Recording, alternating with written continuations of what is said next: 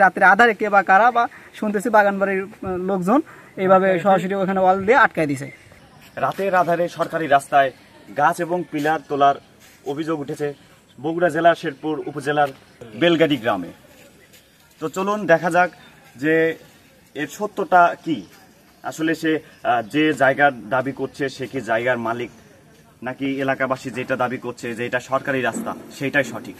রাস্তাটা সরকারি রাস্তা। আমরা বিগত স্বাধীনতার আগের থেকে এই রাস্তা দেখা যাইতেছে যে এটা সরকারি একরের রাস্তা। অনেক দিনের দুর্ভোগ ছিল, এখান দিয়ে রাস্তাটা এই পর্যন্ত পাকা হলে মোটামুটি জনগণের একটু লাঘব হতো। কিন্তু এই রাস্তাটা স্যাংশন হওয়ার পরে যখন রাস্তার কাজ শুরু হয় তখন এই যে SM অর্গানিক নাকি এই বাগান এনারা রাস্তাটাকে আটকায় দেয়।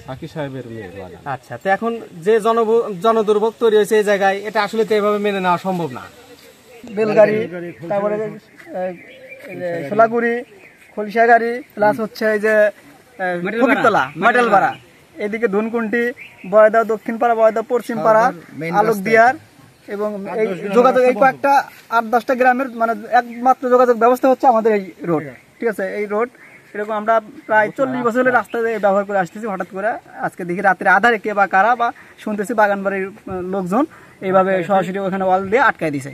মালিকানা জায়গার দাম 400 প্রতি জায়গায় যেটুকু রাস্তায় পড়ছে এটুক জায়গার দাম বাদ ধরা জায়গা কিনে নিয়ে গেছে। আর যারা জায়গা কিনছে মালিকের ওই জায়গাটা এটা সম্পূর্ণ দালালি করে গেছে। খায়া এখন এটা দেওয়া যাচ্ছে এই জায়গাটা রাস্তার মধ্যে পড়ে গেছে আর মালিক বলতেছে আমি রাস্তা দিব। আচ্ছা, এই রাস্তা কত বছর যাবত এরকম রাস্তা ছিল আপনারা চলাফেরা করছেন? পাকিস্তান পিরিয়ড থেকে, এটা পাকিস্তানের আগে ব্রিটিশ আমল থেকে। এটা কি সরকারি রাস্তা? এটা রাস্তা আমরা ব্রিটিশ আমল জানি আসতেছি সরকারি, এতদিনে জানতেছি না এটা মালিকানা।